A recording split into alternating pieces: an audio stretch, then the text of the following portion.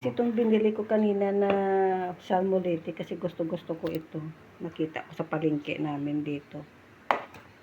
Matagal na ako hindi nakakain ito, so magpaksiw, salmolete tawag dito eh.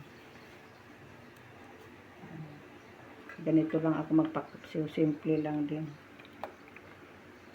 Wala lang akong luya. Hindi ako nakabili ng luya. Kasi hindi ko nakita, wala na palang luya dito sa bahay.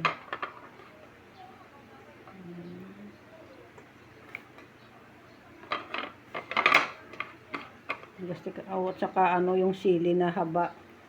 Nakalimutan kong bumili ng siling haba, yung green. Tapos lang, konting suka. Lagyan ko konting tubig.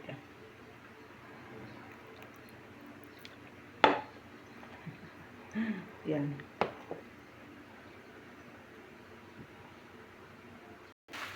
Ayan guys, yung nilagay ko. Kikkoman soy sauce. Ayan.